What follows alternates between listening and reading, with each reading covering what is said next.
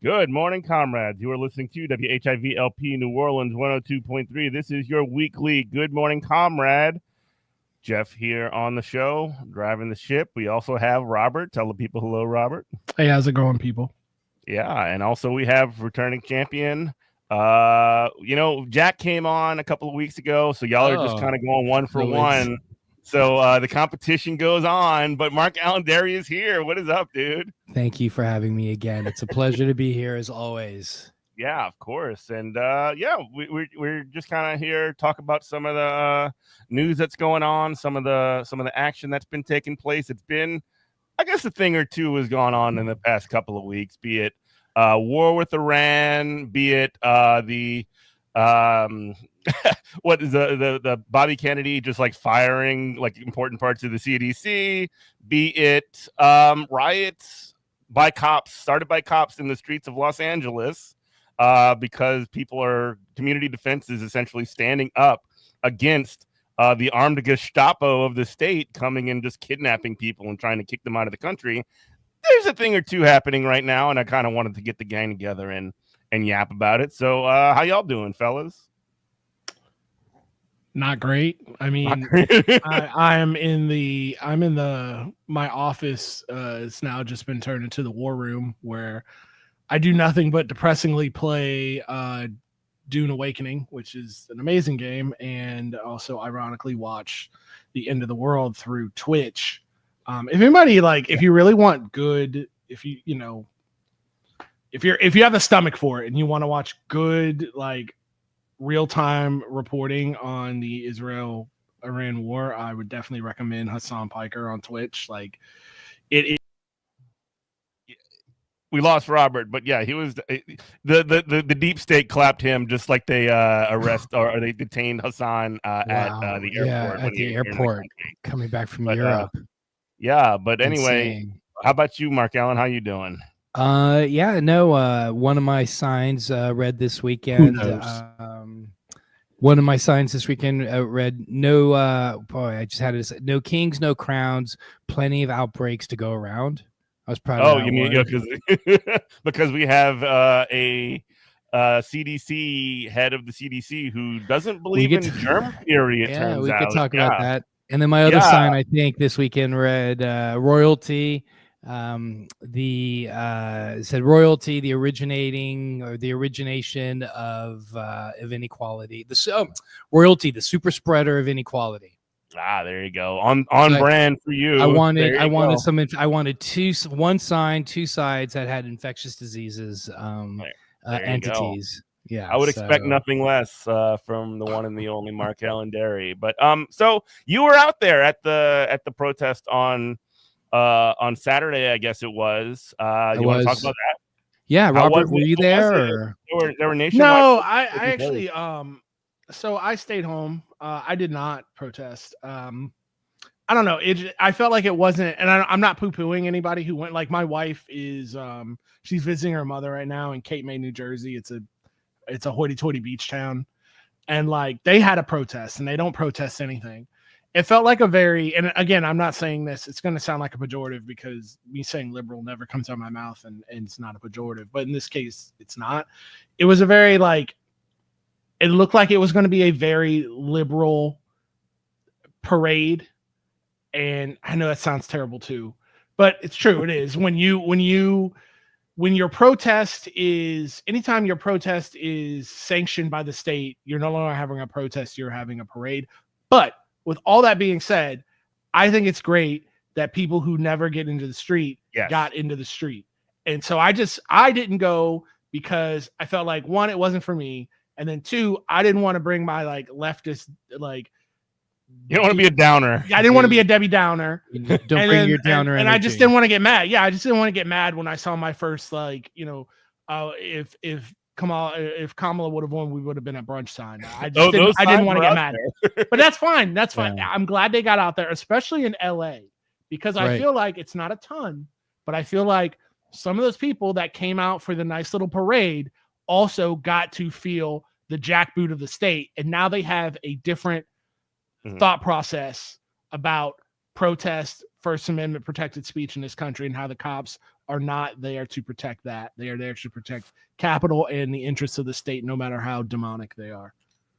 100%. I mean, it was a smallish by comparison to some of the other ones that we saw around the country, but proportional to the size of New Orleans. I guess Liana, my wife, guesstimates about 1,000 or so. I guestimated a little bit lower, really good, but I'm going to go with what Liana has to say. It did seem like there were a lot of people who were out there possibly for the first time. I was lucky that like I got called off work that day, so I wasn't planning on going, but I got called off work, so it was easy just to kind of like whip the signs together. Thank you to my wife Liana. I say it was easy because it was easy for me. She's the one that did the work. And then afterwards we went to Black Pride, which rocked. Black Pride was awesome. And so just a couple things, Robert. That was in the quarter. No. Yeah, it was in Armstrong Park. So Black Pride completely separate from kind of, what do I say? Pride. I don't know what else how to refer Orthodox to it. Pride, perhaps. Yeah, corporate pride. It was corporate pride. There you go. And apparently the guy who runs it here in New Orleans apparently is a person who aligns himself with the administration, is a MAGA person. So I think there was a conscientious focusing more on Black Pride. So there was just kind of like a lot of folks that were just conscious to go there. It rocked. The bounce, the DJ, it was just incredible. It was just incredible. So, but Robert, a couple things I wanted to say. I hear you loud and clear. I'm 100% with you with everything that you said. But 2 things. One is, it was great on TV to see all of the parades that are guesstimating 5 million to some people say even 6 or 7 million people. There were something like 20 plus countries, 2,100 cities in the US. But the best part, the chef's kiss of it all, was seeing the side-by-side of the sorry-ass military parade that was held for the dictator, of these creaky, tanks that are going by, the nobody in formation. I was seriously thinking they were going to be like high school bands are better marchers than those guys. Put St. Aug against any of those people, man, marching. Like, it was incredible. Watching, like, Melania going to sleep, watching Trump and Cruz Marco Rubio yawning, comparing all, so it was the side by side. And that, I think, was the important thing. And, it got into his craw that he was, and then the Pope, I'm not a Catholic. I know nothing about Catholicism except for, what I see in the news or read or whatever. But just seeing the Pope at the White Sox Stadium in Chicago, having his own kind of, what is it called? Whatever the prayer is that the popes give or whatever it is, just doing that also as a distraction. And I thought it was great. I just want to double down and just say,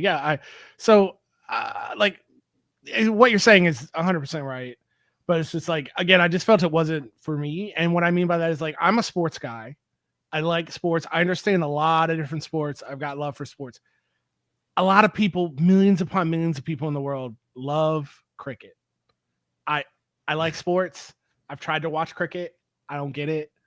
I'm willing to just say it's just not for me and just let it go. And then about the military, I actually ended up weirdly, like, one screen I'm watching the, hypothetical end of the world.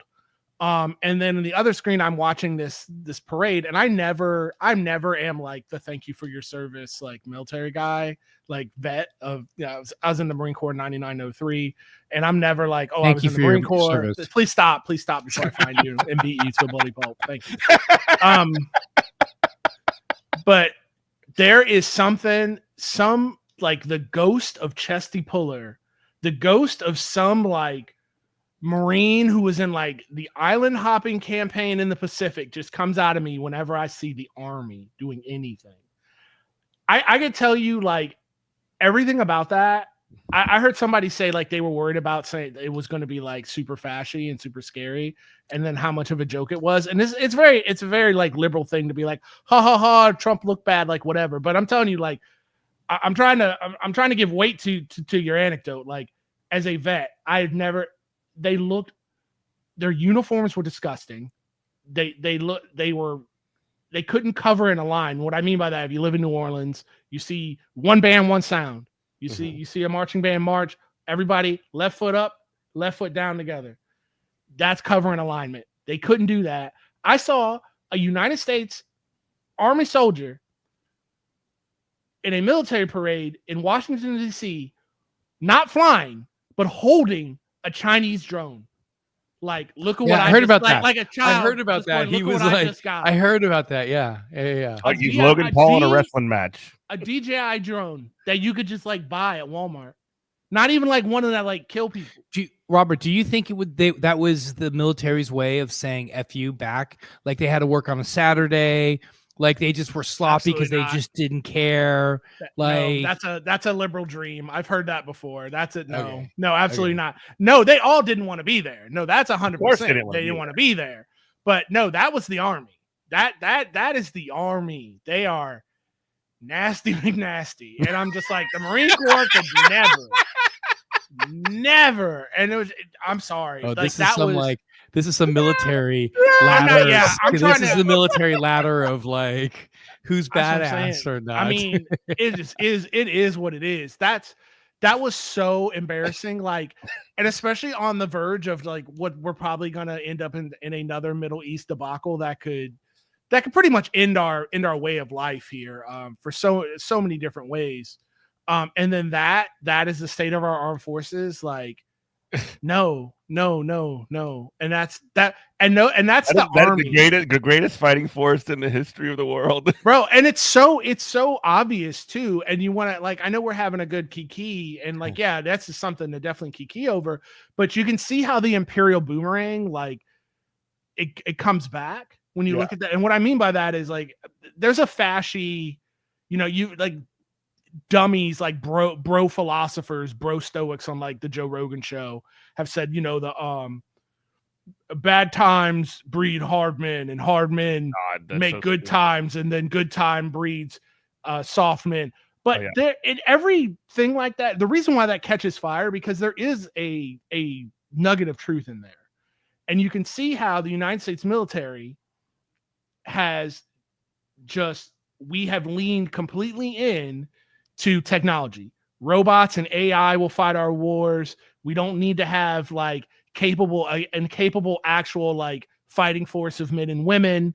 And then, so with that is our mindset now. We're no longer trying to win wars in Afghanistan that we lost, win wars in Vietnam that we lost. We're trying to win the proxy war with how many Hellfire missiles we can launch from these drones. So with that being said, you can see now why the IDF is so awful as a fighting force. When you take away their air cover, when you take away their armor, their Macabre you take tanks, the U.S. away from them. Yeah, imagine taking away the U.S. Iron Drone Dome program, all that. As a fighting force, they are garbage because they're just like us. What we're looking at is just like the cracks in the empire, like in real time. Like it's, I don't like living through history. Like the Chinese curse of may you live through interesting times has come true. And it's like watching this sorry, like idiocracy brand military parade, that's brought to you by Coinbase. Yeah. Oh my God. And UFC. Awesome. Like, what are we doing as a society? Like even the rightiest right winger, the actual right winger who's just like, not Dennis Leary, but it was Dennis Leary. What was that he sang that song, and it was like, I'm an a-hole. Yeah, and he's like, at the end, it's like, we got the bombs. That's why, they can have a big democracy cake through Tiananmen Square. Like the right winger who's like we got the guns, we got the bombs, we got Delta Force, Delta SEAL Team 1 through 6. Don't play with us. That guy watched that parade and he had to be like, what is the state of America? Like, what are we doing here? Because we're not equipped. We're not equipped to fight venereal disease at this point. Like when you look at that, I'm sorry if it's not a drone, if it's not and I don't know. I mean, we're going to talk about Iran or maybe we won't, like whatever. But the idea of just like going into another debacle like that we're going to have to put boots on the ground and with the juxtaposition of that image of holding a Chinese drone that I could have bought from Temu. We're not, this is not our best, folks. Like we're not winning. This is not the greatest generation. I'm trying to say. Can I just put a small pin in something you just said, Robert? Because it's so interesting as an infectious disease doctor. So through the 20s, 30s, 40s, and 50s, a main part of U.S. Research, especially U.S. research through the military, was how to treat STIs. Yeah, that's why I was thinking of those old newsreels. Those old videos it was because think about it. So it wasn't until 1944 that gonorrhea, that's penicillin. Sorry, you guys have me after a 15-hour day. When penicillin, which is really kind of the first, maybe second antibiotic that was ever really invented, but treatments for gonorrhea and chlamydia and syphilis, which was a huge problem. And in fact, I've studied Tuskegee quite a lot. In fact, I would call myself maybe a minor expert in what happened in Tuskegee. And a large part of what happened in Tuskegee was essentially trying to figure out why people had syphilis in Macon County, Alabama. That it all was fine. They were all infectious disease doctors. That's not what they were called in those days. They were public health practitioners, physicians.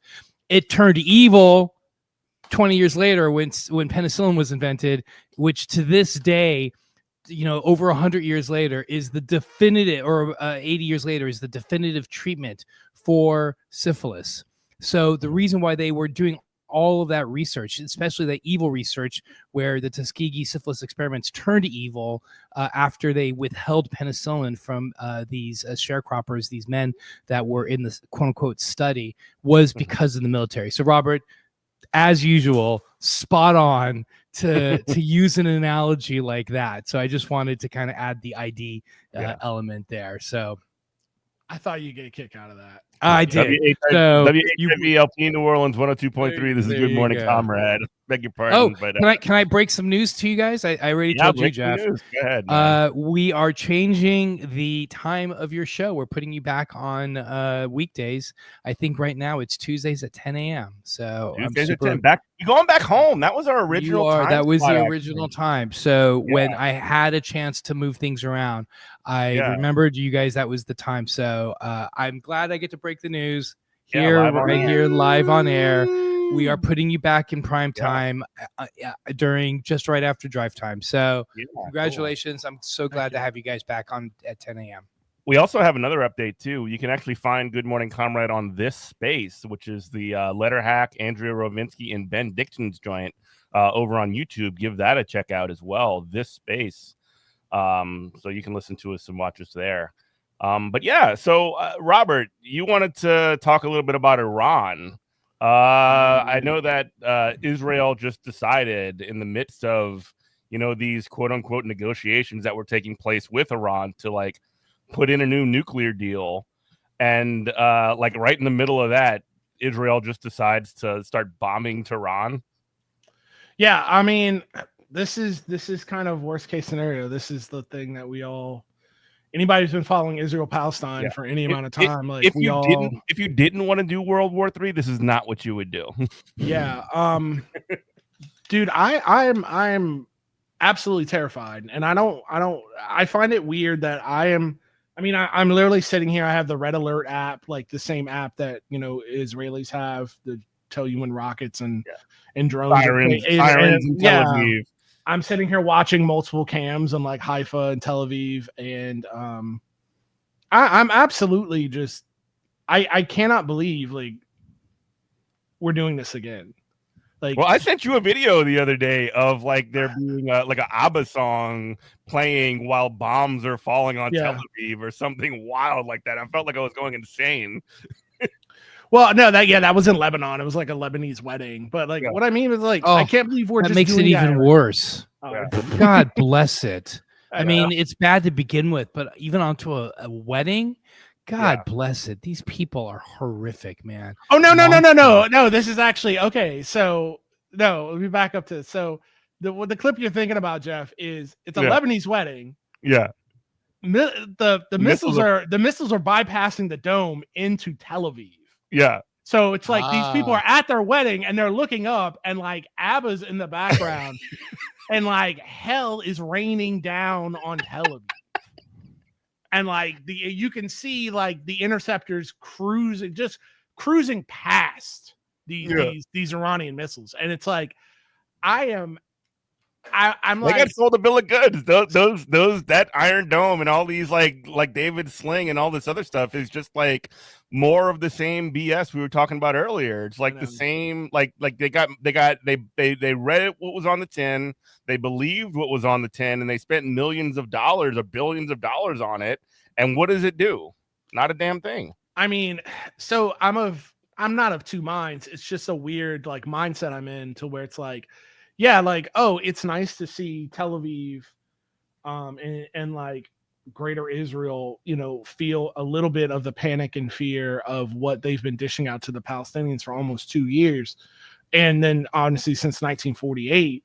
Mm-hmm. But now it's like, okay, so I'm watching it last night and I'm watching the interceptors, completely miss missiles. I'm seeing missiles hit the ground, and then all of a sudden the feed gets cut from Israel. Mm-hmm. And then all the news channels have the same feed and nothing's happening. It went from all kinds of action in the sky to nothing happening. And Israel's trying to say that, hey, we're fine.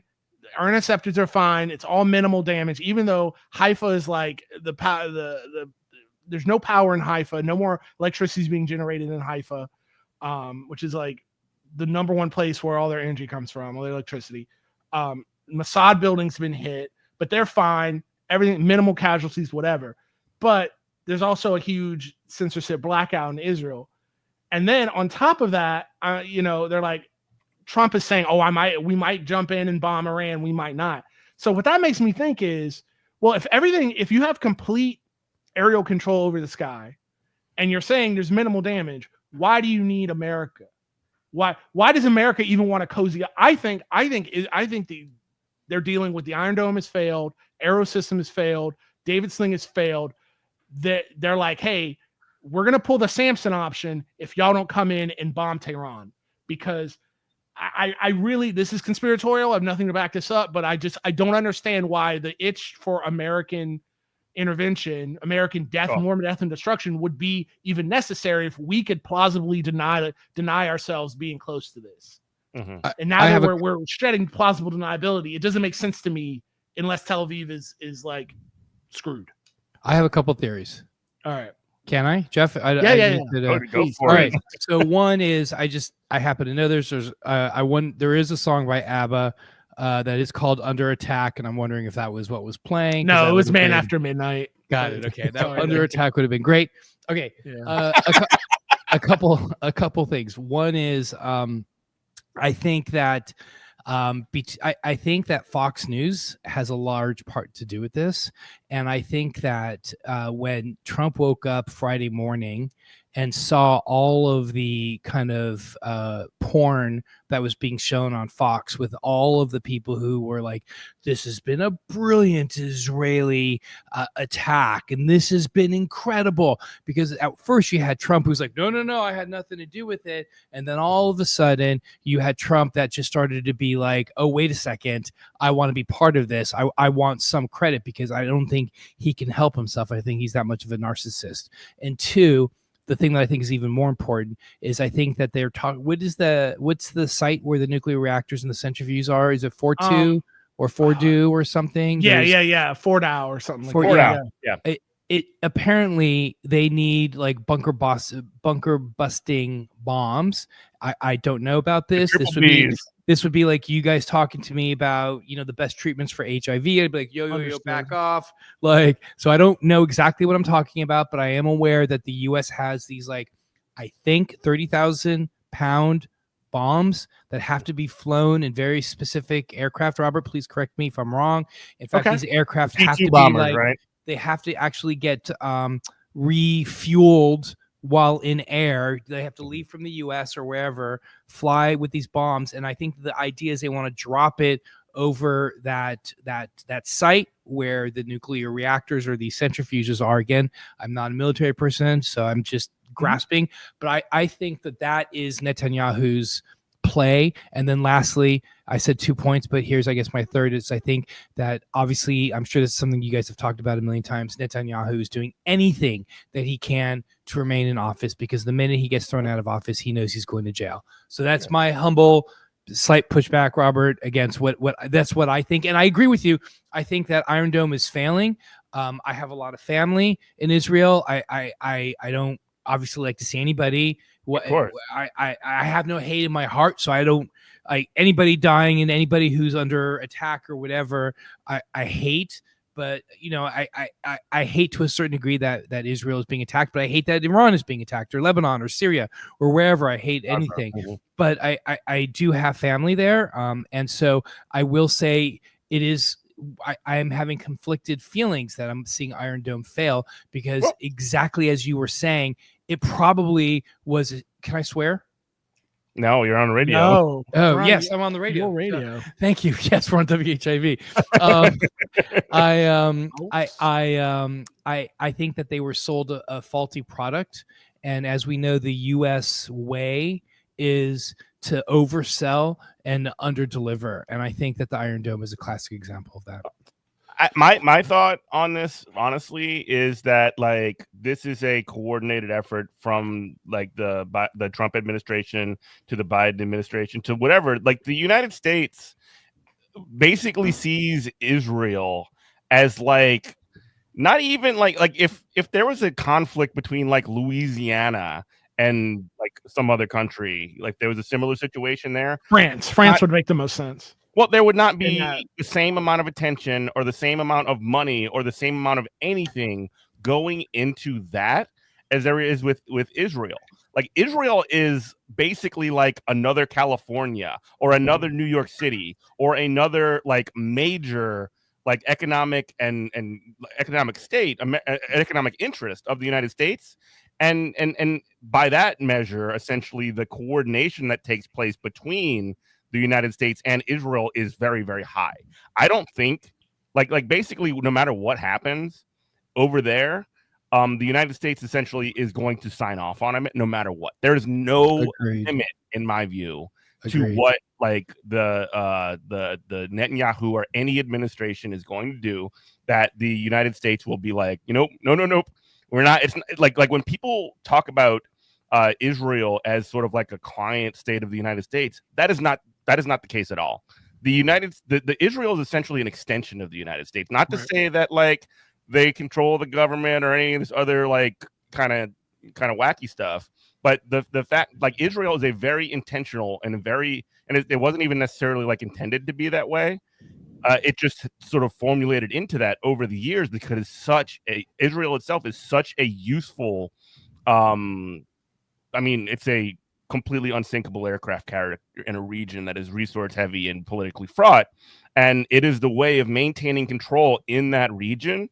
And the only entity, the only force in that area that hasn't essentially bent the knee is Iran. And all of my life, the history between the United States and Iran goes all the way back to Mossadegh in the 1950s, when we had initially done a coup and overthrown the government. And then that coup didn't last because they were taken over by the Shahs in the 1970s.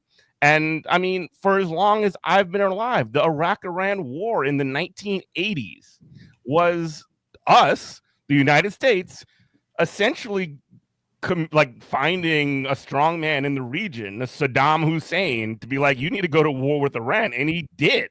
and he still couldn't beat them. So like the idea that like this is not a project of the United States, that this is not something that I anytime that is not sort of like the focus of all of this, that this is not sort of like a long game intention of the United States bipartisan foreign policy consensus that has existed since the 1950s, right? The idea that that is not a part of this is not a part of that project does not make any sense to me. It simply doesn't. And so like Israel as a very convenient proxy in the region, and all the rhetoric of about like, oh, if you don't, if you criticize Israel, you're being anti-Semitic or anything. How useful is that for American empire? But Joe Biden himself literally said, if Israel did not exist, we would need to create it. And I'm also, I mean, again, this is a bipartisan consensus. I'm also reminded of in what year was it, 2007, 2008, when at some kind of speech or something like that, the Maverick, John McCain, somebody asked him a question about Iran or something like that, and he's like, oh yes, remember the song Bomb Bomb Bomb Iran? Like this has been on the table since the 1970s, since the 1980s. Like this is not something new. This is not something that's like an innovation. This is something that has always been on the table. And I mean, when Obama put together that Iran deal, who was one of the main critics of that in the Democratic side of the House? Chuck Schumer. When Donald Trump is trying to organize a quote unquote, and they're doing negotiations, but sleepy Chuck Schumer, who doesn't do anything, he's just basically always like, oh, we need more information. What do the Baileys think on this? When it comes to the question of cutting a deal with Iran, he cuts a video on no side deals with Iran, essentially just poking the fire and trying to get. This is the Democratic leader in the Senate, the highest ranking Democrat in the country. This is like not something that is like at any surprise to me. Like the fact that it's happening, the particulars of the whole thing is not at all a surprise to me. But it seems like every couple of years, I mean, for as long as any of us have been alive, this has always been not just on the table, but like moved forward on, like in many different ways. Really quick, WHIVLP New Orleans 102.3. This is Good Morning Comrade. MarkAlain, looks like you had to say something. No. I was going to say was, I mean, I agree. The only thing I was going to say was, I actually remember in the 70s going to like a skating rink, and that that Bomb Iran song is based, I think, on a Jan and Dean song called Barbara Ann. Yes, no, that is literally the song that he did. And right, and it was a mock song. Remember in those days, like Dr. Demento, you guys may not remember this, but it was common to have like these songs that parodied older, in those days, songs from the 50s and 60s. It was a Beach Boys song, and by the way, R.I.P. to Brian Wilson. Yeah, R.I.P. to Brian Wilson. Really, the only, they were all, minus Mike Love, they were all great. Al Jardine is a great guy too. But anyway, I remember skating around a skating rink and singing Bomb Iran as a kid. Yeah, as like an 8 or 9 year old. I have a very vivid memory, or maybe even 10 years old, of just thinking that was funny. Like that was the stuff that was force fed to Gen Xers when we were coming up. And it's a terrible thing to have to admit, but I was just kind of didn't know any better. I didn't know any better. And we were just, this is boomers that were just force feeding the crap. Like I always said, Gen Xers, we got one foot in the in boomer world and one foot in the millennial world, and I like my foot in the millennial world a lot better. Can I just like do a really quick diversion on that too? Like they're force feeding you that like kind of culture, and those are the same kinds of people that are like, oh no, they're making the kids trans or whatever. Yeah, 100%. Like the ultimate culture warriors. 100%.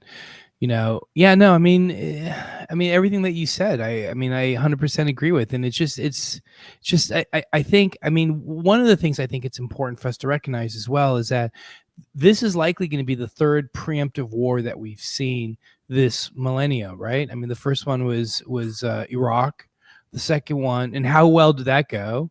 right? The second one is the Russian Federation incursion into Ukraine, of which I was there for. I mean, Afghanistan, you could kind of see possibly a reason after 9/11, but like just pure like just preemptive.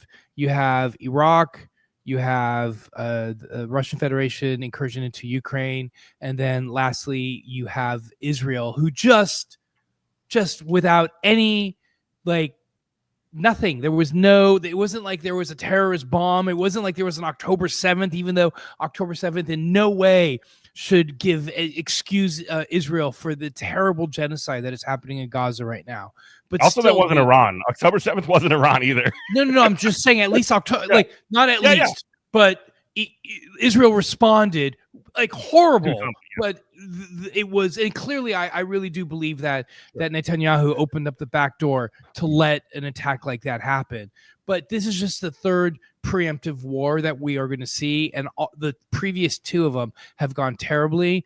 And as a statistician and epidemiologist, I can also say that 2's a line, 3's a trend, and right. I am concerned very much so. And in fact, I may have texted Jeff yesterday when he texted me. He's like, "Hey, do you want to come on the podcast, radio show tomorrow night?" And I texted him back, and I was like, "Is there going to be a tomorrow night?" Right. So of course, if there is a tomorrow night, we're going to be yapping. So yeah. that's the thing about, is this going to be a tomorrow night? Because I'm terrified. Like I don't know how else to game it out, but like what I personally am hoping for is like a decisive strike from Iran that's going to it's going to make it so Israel like has deterrence, and then also America, we don't want any smoke because we don't want them to torch the oil fields. Because if we attack Iran, and they're gonna kill Americans, because they're gonna the Americans that are in Iraq and all these other bases in our client states don't have the missile system. They don't have David Sling. They don't have the Iron Dome. They're gonna be dead. Then they're going to hit the oil. If they feel like, which it is, they said, we want to kill the Ayatollah, we want regime change. Well, then they're going to unleash what's honestly going to be worse than the nuke, which is hitting the oil fields. And then we're screwed. Like, our way of life here will be done. It will be over. I mean, I'm thinking it's going to be like, not it's the end of the America. Like, no, like, we're not going to be able to, like, the trucks are not going to be moving because we're not going to have gas. People are going to starve here, and we're going to have a civil war if we do that. I cannot believe we're walking in to Afghanistan, Vietnam, Gulf War all over again, and how quickly, again, with my ADHD brain watching 4 news streams at once, MSNBC, Fox, CNN, News Nation, I don't care who it is, your grandma's Facebook page, they all turn to where, like, this is a matter of fact that we have to go into a hot war with this country for no damn reason. Mm-hmm. For Robert, none. Can I ask you a question? Something that has been kind of irking me for the last couple days, which has been, Iran has known that this is probably going to happen for a long time. Yeah. The U.S., I have Iranian family on several sides of my family. My brother is married to an Iranian woman, a Jewish Iranian woman, and they have a large family on one side. Liana, my wife, has Iranian in-laws. We have another large Iranian group on another side. And so I'm very familiar with Iranian culture, Persian culture.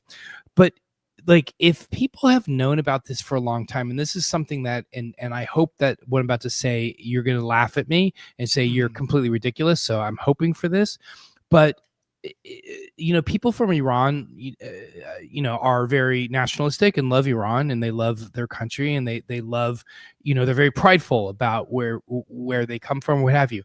But is there a chance that people from Iran who maybe aren't like, family people, or maybe were sent over by the Iranian state as part of the Iranian diaspora, because there's a lot of Iranians in the US, could there have been, I don't want to say cells, but could there have been lone actors or whatever that may have been preparing for something like this, that may prepare for, or have ammunition, or set up for, possible inner U.S. I don't want to use. You live in America where there's more terrorists than anywhere else. Yeah, I mean, you get what I'm saying. Like, could bombs be set off because they've been created here in the U.S.? It's not like they had to be smuggled in, as part of a, a kind of a guarantee or an insurance that should the U.S. ever attack Iran, Iran would not be able to attack the U.S. back in kind, and could there be a chance that perhaps as part of an insurance kind of policy, if you will, and again, forgive me for lacking military terminology, but could there be cells here in the U.S. where attacks could happen internally by Iranian nationals? No, I would say, I mean, Good. But it's more likely that would be happening. Go ahead and now laugh at me. Laugh at that question. But if we destabilize Iran, there will be 100%, because you can't tell. Every time that we've done this, it's unleashed hell, and people's heads getting cut off on TV. You don't know what new ISIS, what new Al Qaeda is going to come through that hell's gate that we're going to open, because that's what's going to happen. You can think however you want about the Iranian regime or whatever. The Iranian, if I had to get from what I know from, like, I'm a open source intelligence nerd, and I don't claim to know anything that anybody can't find with a Google search. But what I think, Google is free. People should use it. But what I think, if I had to put myself in an Iranian mind, is why they didn't rush for a nuke, which obviously people, I don't think the WHIV audience is ready for this, but obviously they should have.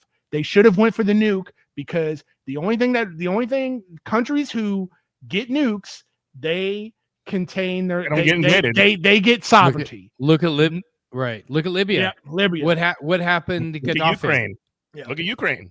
Remember, they gave up the nukes, and what happened to them? Yep. Yes. Remember how hot we were to get it on with North Korea, until North Korea said we can hit the Western Seaboard, and as soon as they said that, nope, we said, North Korea, you're good right where you're at. We don't want nothing else to do with North Korea. As soon as when everybody has a nuke, then all of a sudden they can't bully you. The only reason that Iran's getting attacked right now is because they don't have a nuke. And 100%. The thing is, I think that if I had to put myself in Iranian general's mind, I would say, just on wild speculation, is they thought, and they still think to a certain degree, that the deterrence of that they will end the world by shutting down the oil supply, by killing our way of life, would have been equal to a nuclear bomb. Mm-hmm. So now it's a game of chicken, to where, like, or if we're really going to attack them, we know they're going to do that if they feel up against it. So it's like, I don't know why our administration, I mean, they don't care about us. Nobody does. But like, this is existential for us. If we go into there, I think we're going to have a civil war. Yeah. And it's going to be terrorism for the rest of our days. 100%. And just to add to that, the person that we're dealing with, speaking of chicken, is a guy who tried to nuke who wanted to nuke a hurricane, who floated the idea. No, exactly. Floated the idea to nuke. Well, can't we just nuke that hurricane? Nuke the hurricane. I mean, like, we're at the part of Rome where we have the, like, drunken, idiotic empires that don't. I mean, emperors that don't. Nero was at the high point. Like, we're talking about, like, towards the end, where you got guys that are just, like, completely and utterly clueless, and they think that they have power and they have none. Yes. I mean, at the very least, I mean, like, actually, there was a huge fall after Nero wasn't there, the year of the four emperors. So that does make sense. But anyway, no, and there, the way that, and again, I want to circle back to the sort of, like, pushback that because Trump essentially is, like, saying, we need to start, people, you better get out of Tehran, and all these other crazy things. And you don't hear boo from any of the Democrats, any of the people that are in the Congress that are, in the quote unquote opposing party. The only people in the country that are, like, visibly and loudly, outside of, like, a few, like, non-leadership Democrats or whatever, you're hearing Marjorie Taylor Greene talking about being against the war. You're hearing Tucker Carlson being against the war, and all these sort of, like, quote unquote MAGA people. Not that you would trust them or believe them or anything like that, but like they're at least doing the thing where there would be, you know, in the opportunistic sense, in the politically opportunistic sense, making all the like correct moves, right? I mean, I feel like I'm going insane. 102.3 WHIV. No, again, with the it's like all the worst people we know are making all the best points, and I'm just like, I feel like I'm living in the end times where it's like the up is down and down is up, and like, yeah, you're gonna play Tucker Carlson right now. I'm watching it as we speak, and it's just like, don't make me root for Tucker. Yeah, do you want to hear the worst guy you know, the worst racist anti-Semite you know, make the absolute best arguments? Yes, it's crazy. Don't make me root for Tucker. Don't do. Oh man, you're gonna. I'm not making you root for Tucker. I'm saying that the Democrats and honestly, you know what this is. Before you play it, let me just say this. This is Tucker who finally got back at Jon Stewart. Jon Stewart made him look like a fool all those decades ago, and now Tucker wanted to have his moment, and there it is. I also want to point this out too. Like when it came to the Iraq War, like Tucker Carlson was like a major shaker for it, right? And I think there's a story that Sam Cedar has told on like multiple occasions about how he like met Tucker Carlson like after like CNN or MSNBC or one of these other companies, and was talking to him while he was smoking or something. It was like, yeah, I don't care. Right. I'm just like trying to be on television and trying to sort of like, you know, produce content. This is what Tucker Carlson's doing. I don't want to like inject him with any like positive qualities here, right, other than the fact that he's doing what people who actually care about these things, who are actually opposing the bad thing, should be doing. That's all I'm trying to say here. So here's the video. All right. I don't know the population at all. So this is Ted Cruz and Tucker Carlson on a clip that Tucker Carlson released from his YouTube channel or his Twitter or X, the Everything app channel. And Jeff, if you don't mind, like the clip starts like maybe 5 seconds before that. Tucker Carlson asks Ted Cruz, what does he know about Iran? And then he asks, do you know what the population is of Iran? And that's when he said, I don't know what. Yeah, here we're gonna get into that. Let's go. Right. I don't know the population at all. Yeah. No, I don't know the population. You don't know the population of the country you seek to topple? How many people live in Iran? 92 million. Okay. Yeah. How could you not know that? I don't sit around memorizing population tables. Well, it's kind of relevant because you're calling for the overthrow of the government. Why is it relevant whether it's, it's 90 million or 80 million or 100 million? Why because is that if relevant? You don't know anything about the country... I didn't say I don't know anything about Okay, what's the ethnic mix of Iran? They are Persians and predominantly Shia. Okay, it's not even... You don't know anything about Iran. So okay, I am not the Tucker Carlson expert on Iran. Why does it have to be Tucker Carlson that does this? Why can't anybody else that is in a position of power in the world, in this country? I mean, I know the answer to it because they don't oppose it and they're not against it. But like, it is one of those sorts of things where I'm just sort of like, we're just doomed. You know what I mean? No, it's really bad. Yeah. Yeah. Well, whoever Ted Cruz's like media person was probably fired. They do not have a job right now. Who set up this interview? But in all seriousness, no. The only people who can go after other Republicans are other Republicans. The media can't. They've been muted and castrated. And you know, the more interesting question, I think, if you don't mind, is why is it now that they're starting to turn on each other? One is, especially now over this topic, like you were just mentioning a moment ago, Jeff.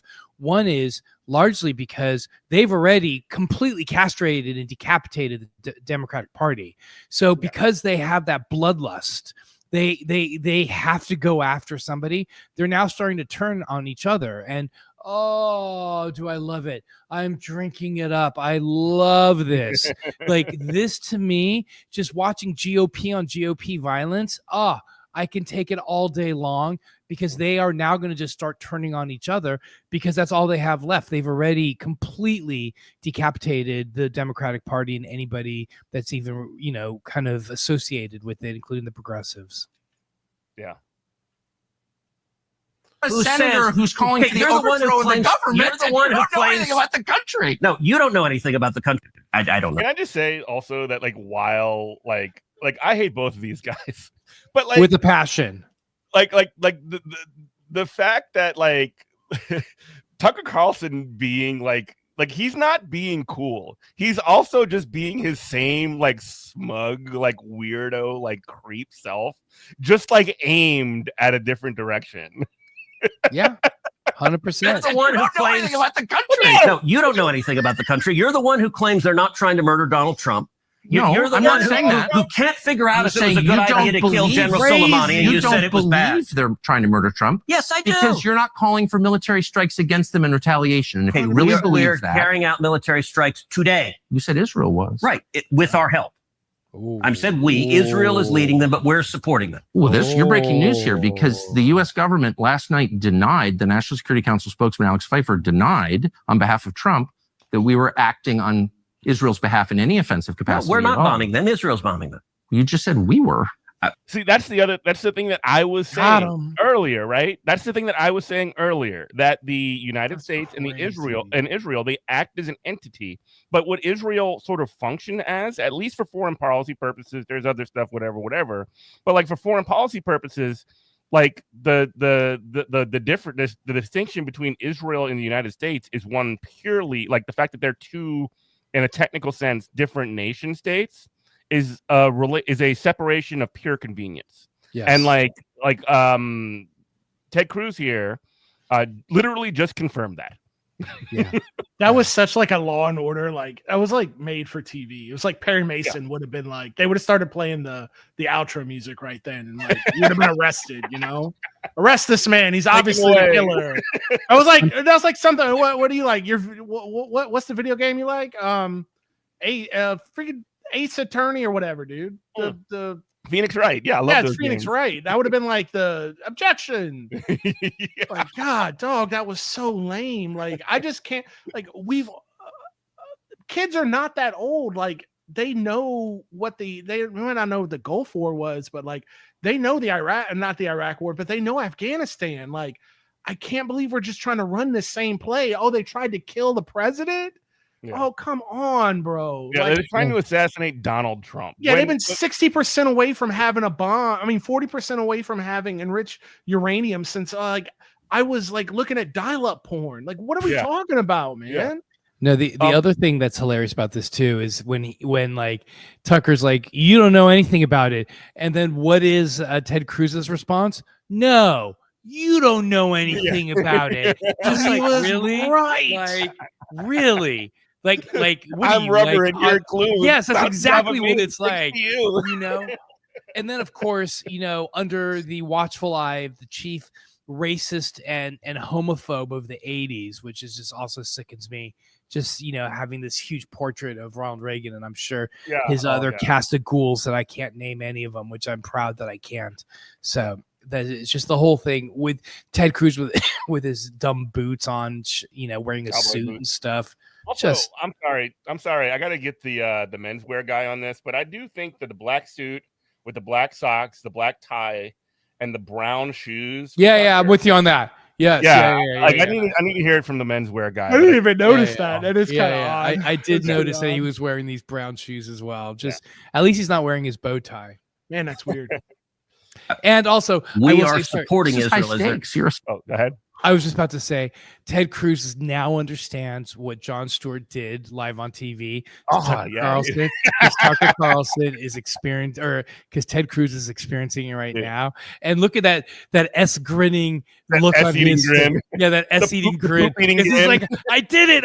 I finally did to somebody else what Stewart did to me decades ago. When you think about it, he's a guy that's been he's a legacy media guy that's been pushed out of the legacy media. Yes. So now, like, 100%. I mean, no Oh, pun no, he's intended, got but beef. he's trying to suicide bomb this thing. He has no. Yes. Yeah, he doesn't. He's He got also has beef. no loyalty. He to has them. no S to give at all. Yeah. And I mean, and he never really did have any like stakes in the whole thing because he's a aristocrat. He's a Yes. Swanson Swanson, frozen yeah. foods, like basically fail son. Yep. So The CIA, Senator. his CIA dad got him that job. Like that's Yeah. the only reason we have to listen to him in a mic because his dad was in the CIA. It's crazy. If But you're yeah. saying the United States government is at war we're- with Iran right now, people are listening. Okay. So there it is. There you have it. Tucker Carlson dunking on a sitting U.S. senator. I think probably we're gonna see more of that. I think we're gonna see Yeah. more. not from Democrats though. I know that Marjorie Greene is out there yelling and screaming. No, not from Democrats. Not at all. The most neutered, decapitated, castrated. You know, Chuck Schumer. We will win. We will win. We are aroused. No, he wants a war with Iran. He's fine with a war with Iran. He was literally, like I said prior, saying that no side deals with Iran. Taco Trump wants to cut a side deal with Iran. Hey, let me. And the ask thing you- is, Israelis really hate side deals with Iran. I know we couldn't show the whole thing, but like there's a point in there that's very important. It's where Ted Cruz very slickly tries to call Tucker Carlson an anti-Semite, which I suspect he is. But here's the thing: 100%. when you call a racist, they're used to being called a racist. Right, It's like calling a fat person fat. Yeah, He got around it so elegantly, so you can see how quickly he knows all the comebacks. Yeah, how quickly the APAC aligned senators, it doesn't matter what the DRR next to their name, they will deploy the anti-Semitism label on anyone. They don't even care. There's no loyalties. There's no honor among thieves. But go ahead. 100%. Yeah, I was just about to ask. Just change the topic just a little bit as we're talking about kind of neutered Democratic Party. What are your guys' thoughts of who was the guy who got drummed out of the DNC leadership? David Hogg. David Sorry. Hogg. Yeah. Ooh, Like me. what? Sorry. Yeah. What are your like? I mean, what's the take on that? I mean, are we just seeing a party that can't even recognize that all he's trying to do is trying to breathe new leadership, trying to shake things up, trying to actually win with a new formula, and that they just kind of drum him out of the party? Like all we now have is octogenarians to rule us. You had Nancy Pelosi from her hospital bed in Paris as she's recovering from her broken hip is whipping up votes so that was it Jerry Conley, the guy who just recently died who just died of esophageal cancer, so he could take the spot that AOC was running for as chair of some committee. Ranking member of the Judiciary Committee. Yes. Yeah, ranking member of Judiciary Committee. Like it's just loss upon loss. I mean, you opened the show by saying it exactly right, that it's now, I don't know if we were on air or not when we started, when you're like, it's now trendy to kind of dunk on the DNC because like they are so useless at this point. Dude, so what you're seeing now, not so much from the right, and we do have to get out of here in just a minute or so. But what you're seeing, not from the right, but from sort of like people who actually have interests, labor leaders. What you're seeing from them is that the brand of the Democrats is politically toxic, not because they're like they don't believe in anything, quite frankly. But like what they're doing is essentially distancing themselves from something that is incredibly toxic. And so they're basically distancing themselves with these losers. They're shoving the nerds in the locker because they're nerds and they're losers. And that's literally all it is. I mean, if Randy Weingarten, who is the president of the American Federation of Teachers, a member that I was a member of I was a member of for 8 years. 100%. She is as hard a Democrat as you can possibly have. As somebody who was on the DNC, also the president of AFSCME, whose name I'm sorry escapes me at the moment. When you see them, people who are dyed-in-the-wool Democrats distancing themselves from the leadership of the Democratic Party, that tells you that even like key critical parts of what used to be the Democratic establishment coalition is falling to pieces. So that tells me another thing too, that either one, capital is in there and trying to like, scare everybody off, or two, and this is, I mean, it's probably a little bit of both, honestly. The tower is crumbling down, and quite frankly, there needs to be something or somebody to run in there to either strip the copper wires of all this stuff, like of the Democratic Party and of these things, any kind of like any useful tools that can be used to build power within that system, or find a way to completely and totally and utterly overhaul it so that it can be used effectively to be a vehicle for some kind of political movement. We have seen that the neoliberal dorks are not up to that task. They're not even up to the task of trying to win. Like the James Carville perspective at this point is to roll over and die, which, I hope that part of them honestly does, not maybe not literally, but like go away. And you see the Zorons and the AOCs and all of these other people step up, take it over, like literally throw the bums out and use political instruments and vehicles for actual good purposes. So that's basically what I got. Beyond that, I mean, we do got to jump. Any last words before we go?